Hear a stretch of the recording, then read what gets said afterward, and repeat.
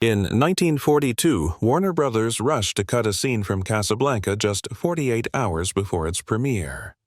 But this wasn't the only scene that disappeared. Now, newly discovered archives reveal a moment so bold, so controversial it never made it to theaters. And when you see it, you'll understand why. Comment 1 if you had watched Casablanca, or 0 if not, and let's find out which scene was deleted. Casablanca, a story of permitted moments. The story of Casablanca begins in 1938 with Murray Burnett, an American educator. He and his wife traveled to Vienna to assist Jewish relatives in withdrawing funds from Nazi-controlled Austria. Later, they visited a little village in France and discovered a nightclub that made a lasting effect on Burnett. A black pianist performed jazz for a crowd that included French people, Nazis, and refugees. That scene remained with him. When Burnett returned to the United States, he teamed up with a writer called Joan Allison. In the summer of 1940, they created the play Everybody Comes to Rick's. The entire story took place inside a cafe. Rick Blaine was not the intriguing figure we know from the film. Instead, he was an attorney who had abandoned his family. Ilsa, who appeared in the play as Lois Meredith, was also significantly different. In contrast to the movie depiction of Ilsa, she was assertive and overtly flirtatious. Even though the play included a strong anti-Nazi message, no one on Broadway wanted to present it. People were concerned that Lois would appear to have slept with Rick in order to obtain essential letters of travel. The rejection proved to be fortunate since the play eventually found itself in the hands of Warner Brothers, laying the groundwork for what would become a great film.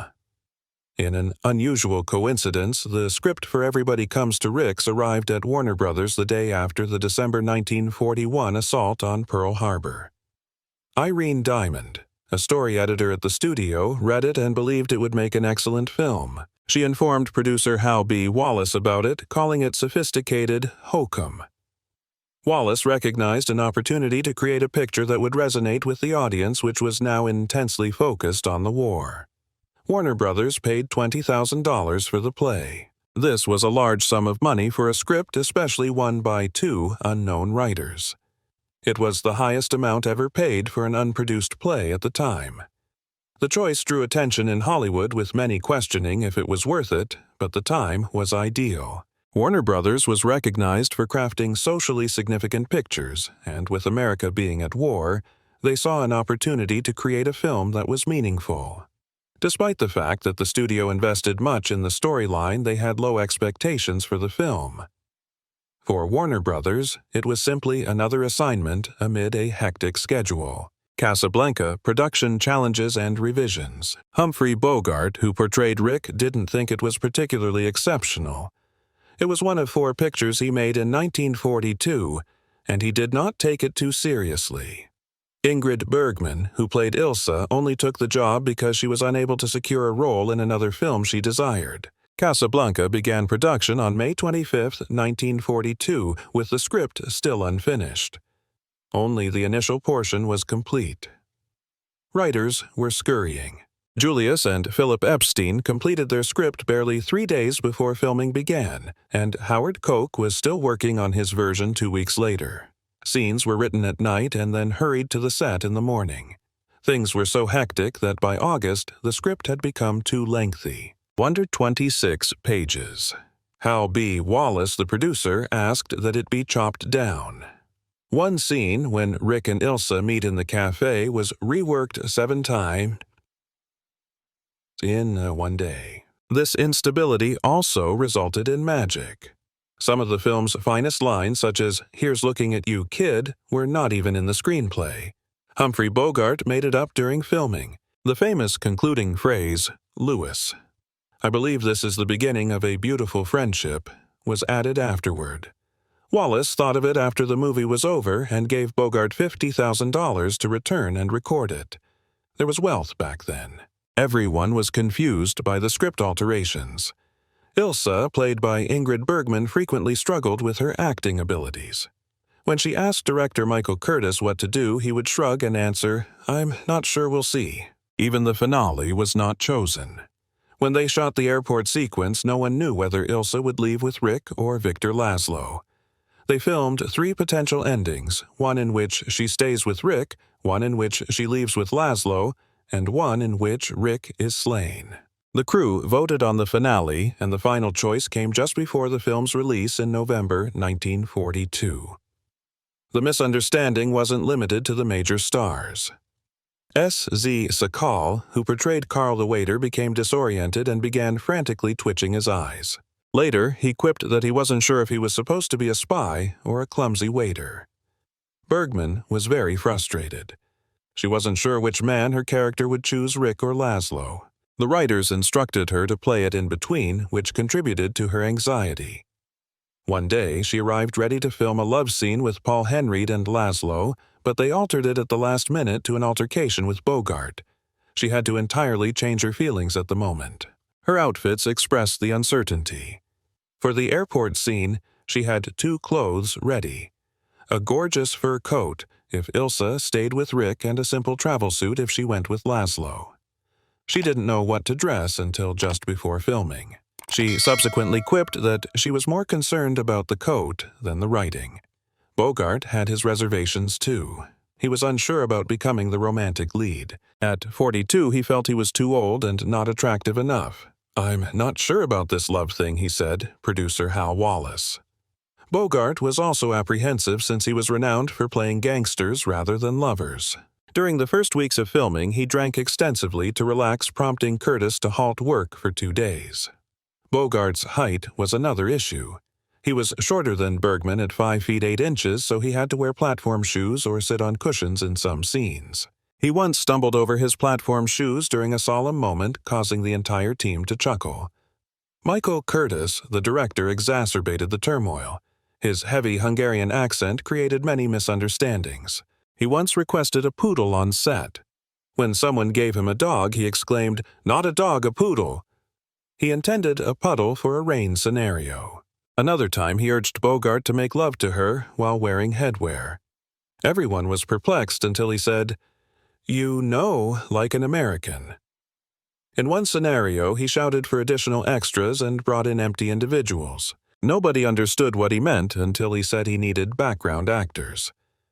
Then something occurred that altered everything.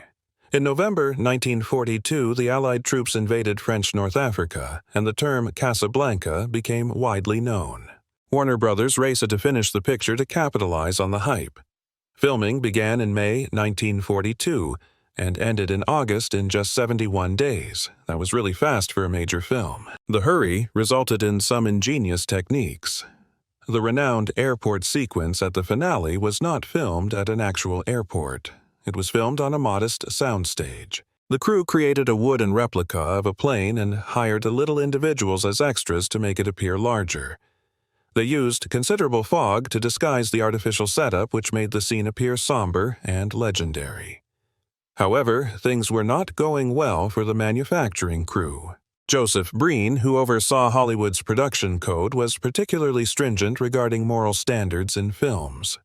He had severe issues with Casablanca and sent Warner Brothers a note on December 3, 1941, outlining 13 changes he desired. He was especially disturbed by anything containing sexual content or profanity. One of his first demands was that all suggestions of Rick's Cafe having a brothel above be removed.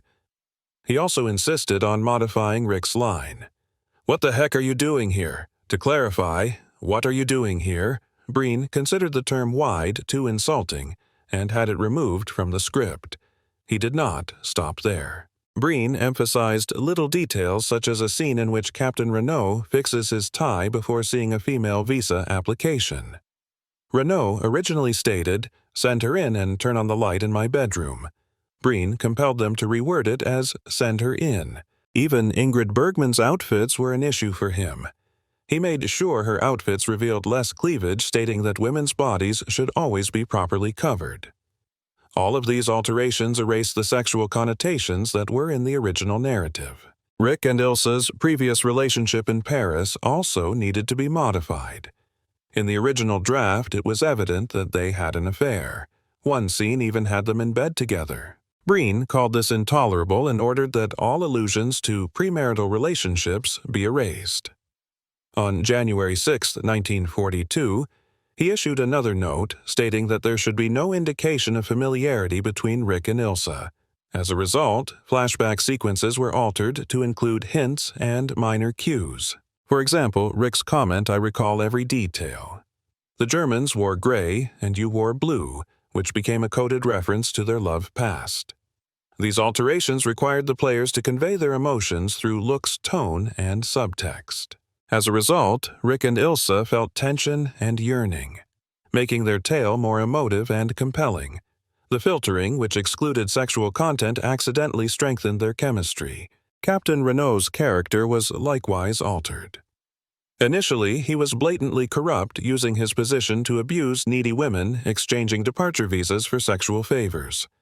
In one deleted scene, Renault told a young woman, "We have everything here from wines to exit visas," implying his intentions. Breen felt this intolerable and issued a note stating that there could be no evidence that Renault put women into such circumstances.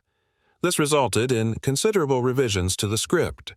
For example, a phrase in which Renault stated, "If you see any attractive women, please send them to my office," was totally erased. The dialogue in Casablanca also underwent several revisions to comply with Breen's rigorous requirements. For example, the word damn was not permitted, which nearly altered Rick's famous phrase. "Here's staring at you, child." "Good luck to you, youngster." After much back and forth, the original phrase remained. Even simple sentences were scrutinized. The word lousy in the line, "You're becoming a lousy bartender," has been changed to "You're becoming a very poor bartender." Another change was Sam's line, "Boss, ain't you going to bed?" which was changed to "Boss, ain't you going home?" to avoid any sexual connotations. These changes, while difficult for the filmmakers, had an intriguing side effect. The constraints drove the authors and actors to depend on implication and nuance, giving the film greater depth.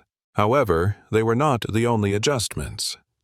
Something unexpected occurred just 2 days before Casablanca's debut. Michael Curtis, the director, decided to cut an important scene. Casablanca Movie Edits and Censorship. In this scene, Humphrey Bogart's Rick Blaine visits Victor Laszlo, played by Paul Henreid, in jail. It was not a minor choice. The sequence cost $18,000 to film, which was a large sum of money at the time, and it lasted more than 2 minutes. In the scenario, Rick enters Laszlo's gloomy detention cell. Rick usually wears a beautiful white jacket. However, he is clothed in a black suit to remain inconspicuous. Rick gives Laszlo something priceless: letters of transportation. These might help Laszlo flee to safety. But there is a catch. Rick is demanding 100,000 francs for them. That's a huge sum, worth about $2 million now. Rick's offer seems cold and selfish. When Laszlo wonders why Rick is doing this, Rick responds sharply. There are 2 types of individuals in this world: those who put their necks out and those who benefit from it. I've put my neck out a few times. I am now in the profit-taking industry. This scene demonstrates Rick's bitterness and cynicism. However, the sequence did not make it into the finished film. There were several causes behind this. First, the film was already long, and the company wanted to shorten it so that cinemas could screen it more frequently each day. But it wasn't the main issue. When they screened the film to a test audience, most of them disliked the jail sequence. They believed Rick appeared too greedy and ruthless. The creators intended the audience to be curious about Rick's genuine sentiments and intentions until the very end of the film. This scenario made everything too clear too fast. The authors and producers agreed. They believed the sequence did not mesh with the remainder of the plot. Hal B. Wallace, the producer, even stated in a letter that this sequence tips our hand, which means it revealed too much about Rick too early. Cutting the sequence kept Rick's reasons unknown, making the conclusion more dramatic. There was another issue. Back then, movies had to obey rigorous guidelines known as the Hays Code. One guideline said that you may not portray police personnel or authorities as corrupt. In this incident, Rick's ability to see Laszlo in jail and make an offer may have given the impression that the police were involved in anything unsavory. The directors didn't want to get in trouble with the censors, so they removed the sequence. In addition, another scene was cut from the finished film. It depicted Sasha, the bartender, deceiving a German officer with a very powerful cocktail. The incident occurred at Rick's Cafe in 1941. The cop ordered a beverage and boasted that he could handle anything. Sasha developed a deadly drink known as the kamikaze cocktail. It contained extremely powerful rum absinthe and even gunpowder. Sasha stared at Rick, who remained silent but appeared to approve. The cop drank everything at once. At first, he appeared proud, but then his expression altered. His eyes slid back and he fell face first against the bar, making a loud boom. Everyone in the cafe became silent and looked. Rick observed from a distance. He barely grinned and then returned to his quiet demeanor. Sasha, behaving normally, scrubbed the bar clean around the unconscious cop. Carl, the server, cracked a joke, saying, "I believe the gentleman has found his Waterloo in a glass." The moment was amusing, but the directors chose to eliminate it. The film was already long, but this sequence made it much longer. It also delayed the debut of Ilsa, one of the main characters. Another cause was censorship. Movies were not allowed to display excessive amounts of drinking or make fun of military officials during that time period. The addition of gunpowder to a beverage appeared to be risky as well. During the war, the studio was concerned that the scenario may potentially generate issues in other nations, particularly those that had been neutral during the conflict. It is interesting to note that Humphrey Bogart desired for the scene to remain. It was his opinion that it provided Rick with more depth, demonstrating how he had discreetly backed opposition activities. However, the opinion he had was not sufficient to preserve it. When the first screening of Casablanca took place in New York City on November 26, 1942, it was not because Warner Brothers came to the conclusion that the film was simply outstanding. Due to a significant event that was taking place all over the world, they made the decision to pre-release it. Operation Torch had been initiated by the Allies on November 8, 1942, just a few weeks earlier. A significant invasion of French North Africa, including the city of Casablanca, took place during this situation. Instantaneously, everyone was talking about that city, and the studio recognized an opportunity to capitalize on the excitement that was going around about it. The Hollywood Theater, located on 51st Street, was the location of the premiere night. At the time, tickets were $2.20, which was a significant amount of money. Surprisingly, none of the big names from the film were there.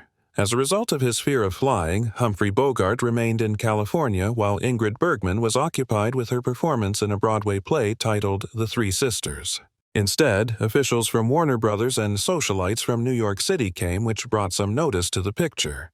But it had not yet had a significant impact.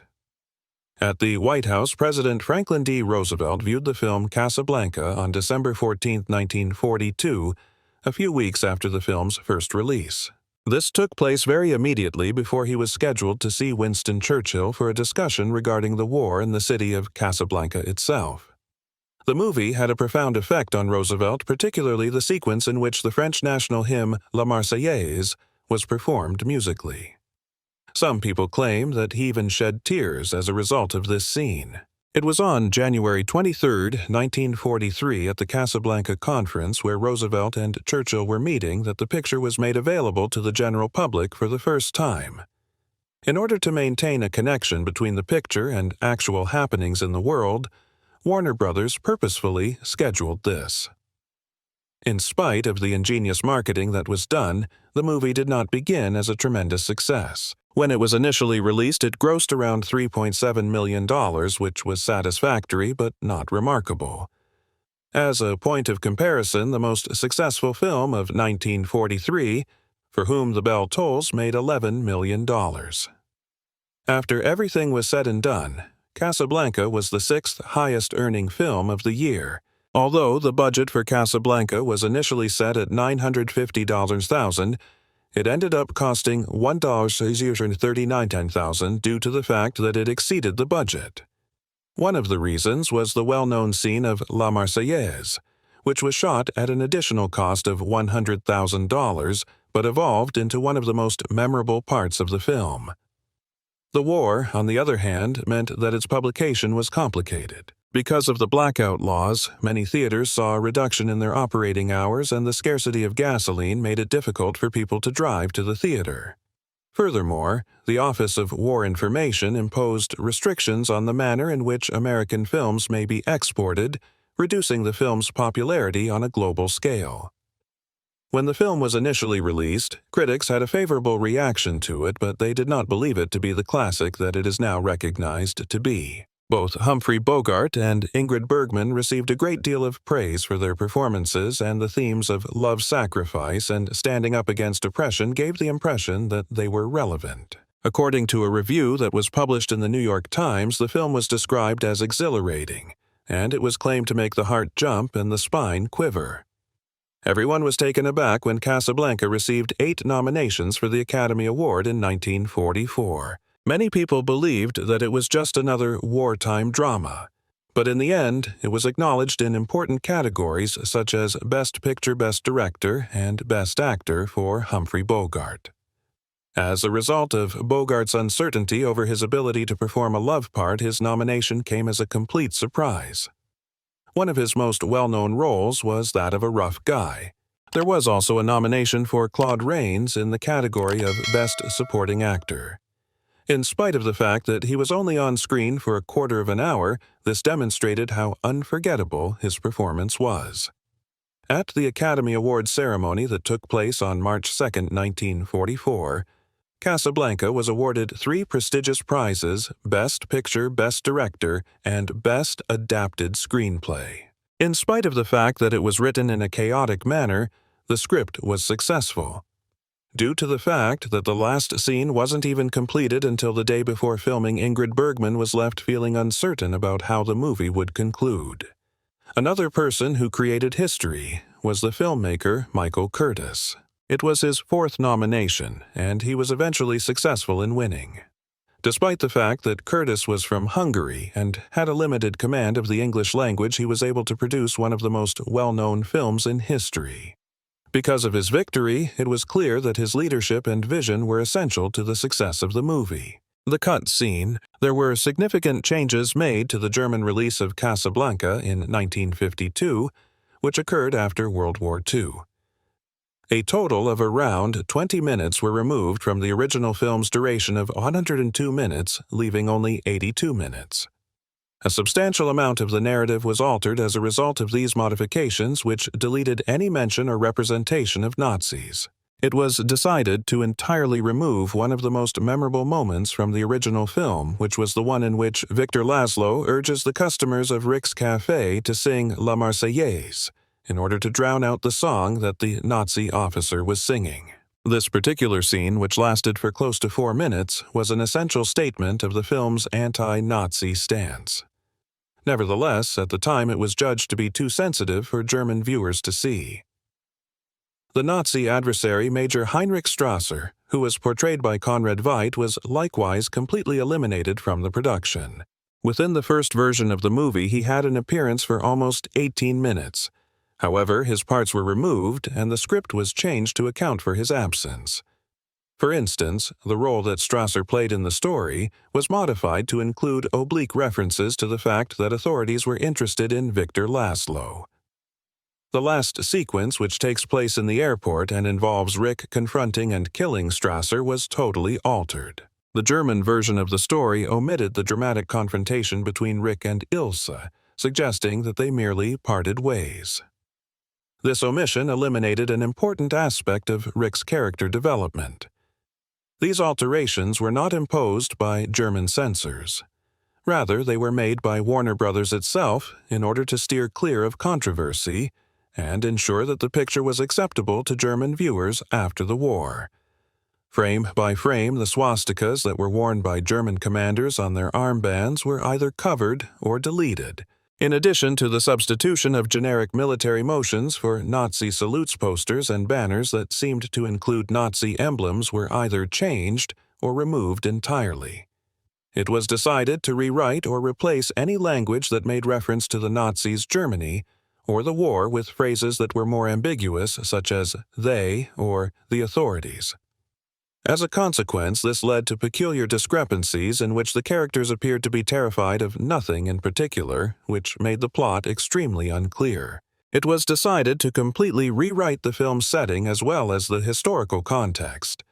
Instead of presenting the events as taking place in 1941, when they were actually taking place during World War II, the German version presented them as if they were taking place in a nebulous current time frame, and neither the war nor the Nazis were mentioned. The histories of the characters were also altered as a result of these alterations. In the first film, Victor Laszlo played the role of a Czech resistance commander and a concentration camp survivor. In the sequel, Victor Larsen, a Norwegian atomic scientist, took over the role of Laszlo. This particular version of Laszlo was not engaged in combat with the Nazis. Rather, he was attempting to escape from Interpol after escaping jail for reasons related to his scientific study. In order to accommodate this new narrative, sequences were re-recorded to feature discussions about delta rays, which is a fictitious scientific notion rather than dialogue about resistance operations. Alterations were also made to Ilse Lund's history. She was no longer married to a courageous resistance leader. Rather, she was married to a scientist who had a troubling history to consider. Her reasons for leaving Rick were altered, and the allusion to the Nazi invasion of France was removed from all of the explanations. An additional change was made to Rick Blaine's backstory. His background of fighting for causes is demonstrated by the fact that he served as a gunrunner for Ethiopia and participated in the Spanish Civil War in the original version of the narrative. In the German translation, these particulars were omitted, therefore transforming him into a straightforward American expatriate who had any discernible political background. In spite of the fact that his famous remark, "I stick my neck out for nobody," was preserved, its meaning was altered to allude to scientific espionage rather than political opposition. Even Captain Renault, who had been a corrupt official of Vichy France in the past, ultimately became a police officer who had no ties with the Vichy government.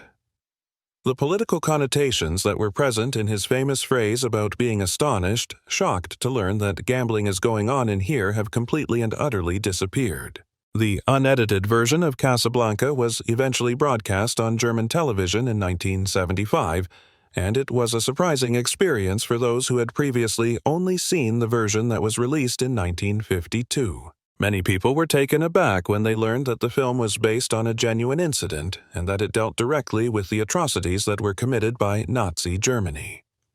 Conversations on censorship history and the significance of addressing hard facts from the past were started in Germany as a result of this release. When Ted Turner broadcast a colorized version of Casablanca on his TNT network in 1988, he caused a significant amount of controversy around the world. Colorization was meticulously applied to the picture, which was once a masterpiece in black and white. Cutting-edge technology was utilized. Using a computer system that added hundreds of different hues of color, Turner's team of 67 colorists worked on it for nearly 4,000 hours and spent $450,000 on it. They were meticulous in their attention to detail, detailing everything from the precise hue of Ingrid Bergman's eyes to the deep brown color of Rick's bar. However, the revisions caused fury among cinema enthusiasts and reviewers despite the fact that the intention was to make the movie more appealing to potential audiences. It was not the end of Turner's work. A colorized edition of the VHS was issued by him at a price of $89.98. The packaging was colorful and highlighted the phrase, "Now in color." At one point, there were even rumors that Turner had destroyed the original negatives, although this was not the case. On the other hand, the possibility that the black and white version would be lost was the source of the outrage. In the colorized edition itself, there were certain decisions that were problematic. The original film's gloomy and murky atmosphere was lightened, and Rick's traditional white jacket was altered to a bizarre powder blue. This completely ruined the ambiance of numerous parts in the film. In addition to making things much more difficult, they made a blatant error. There is a sequence in which Ilse's outfit abruptly transforms from green to blue in the brief intervals between shots. As a result of these alterations, fans and reviewers became even more irate since they believed that the colorization had harmed the soul of the picture. An overwhelming majority of people had a negative reaction to the colorized version of Casablanca. Criticism ripped it to shreds.